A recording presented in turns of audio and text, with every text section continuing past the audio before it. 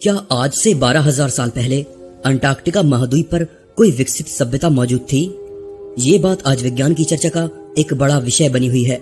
कई लेखक और इतिहासकार मानते हैं कि आज से करीब 12,000 साल पहले अंटार्कटिका महाद्वीप पर एक बेहद एडवांस सभ्यता मौजूद थी, जिसके अवशेष आज भी वहां जमी बर्फ के नीचे दफन हैं। कई खोजकर्ताओं का मानना है कि अंटार्कटिका महाद्वीप हमेशा बर्फ से ढका हुआ नहीं था, बल्कि इसके सुदूर इतिहास में यह धरती के उत्तरी हिस्से में मौजूद था। इस पर भी कभी जीवन उसी तरह फला फूला था जैसे आज दूसरे महाद्वीपों पर देखने को मिलता है।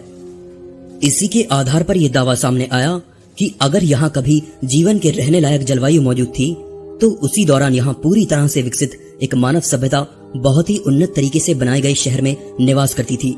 लेकिन महाद्वीपों के खिसकने से जलवायु में आए भयंकर बदलाव की वजह से इस सभ्यता का अंत हो गया। साथ ही इससे जुड़े सारे सबूत और अवशेष बर्फ की गहराई में दफन हो गए।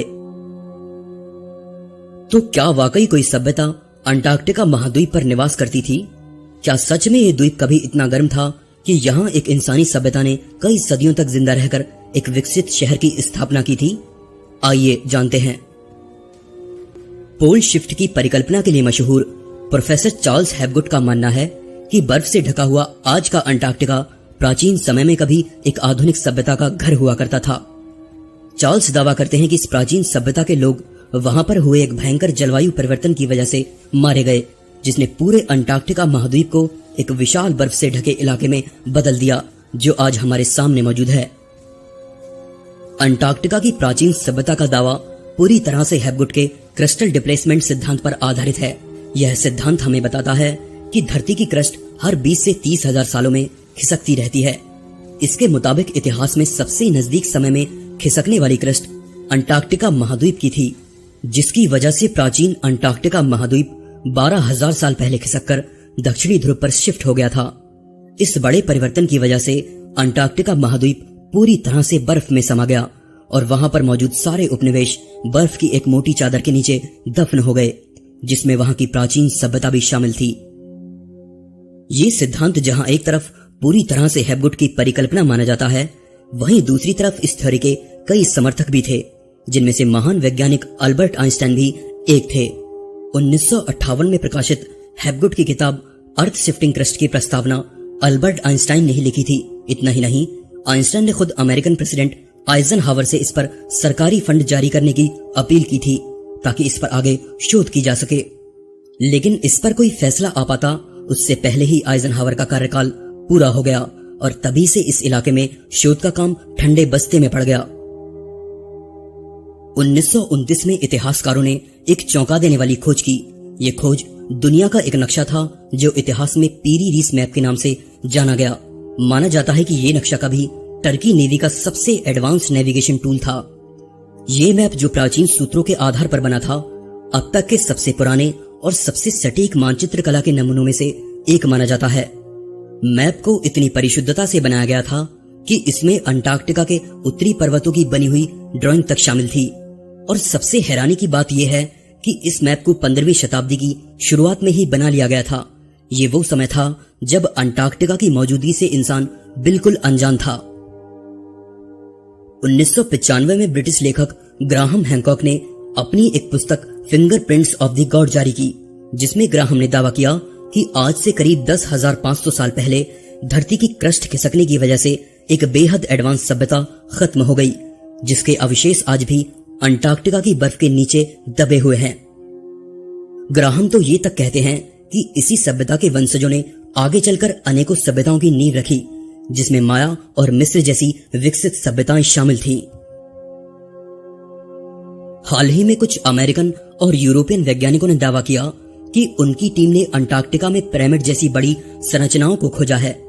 8 लोगों की टीम ने दावा किया कि उन्होंने अंटार्कटिका में 3 पिरामिड की खोज की है, जो कि बर्फ के पिघलने की वजह से उन्हें दिखाई दिए थे।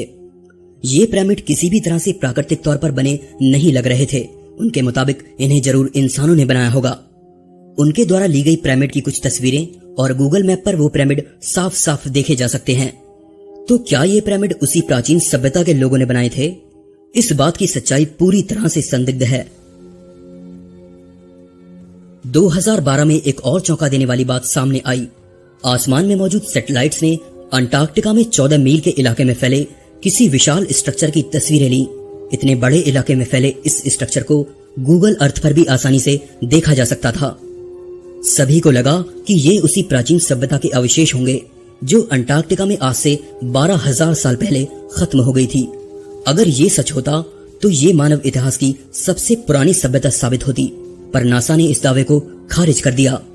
इस पर यह सफाई पेश की गई कि अंटार्कटिका महाद्वीप पिछले 1.5 करोड़ सालों से बर्फ से ढका हुआ है, तो किसी प्राचीन सभ्यता का वहां एक शहर को विकसित करना लगभग नामुमकिन बात है। लेकिन इन दावों से भी वहां पर मौजूद किसी प्राचीन सभ्यता का सिद्धांत पूरी तरह से गलत साबित नहीं होता। जब तक हम अंटार्कटिका की गहराई में जाकर खोज नहीं कर लेते, तब तक वहां मौजूद किसी प्राचीन सभ्यता के बारे में कुछ भी कहना बेहद मुश्किल होगा। सोचने पर यह बात बेहद रोमांच पैदा करती है कि अगर सच में वहां कोई सभ्यता मौजूद थी तो वो कैसी दिखती होगी।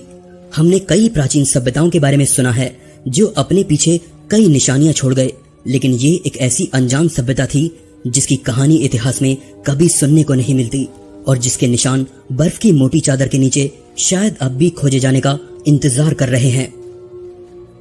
भले ही हमें वहां मौजूद किसी प्राचीन सभ्यता के बारे में कुछ नहीं पता, लेकिन अब भी कई सवाल हमारे सामने खड़े हैं।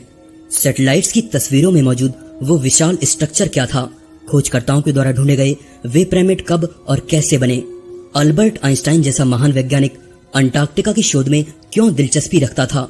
क्यों दुनिया के प्राचीन नक्शों में अंटार्कटिका का विस्तृत उल्लेख मिलता है, जबकि 19वीं शताब्दी तक मानव ने अंटार्कटिका पर कदम तक नहीं रखा था?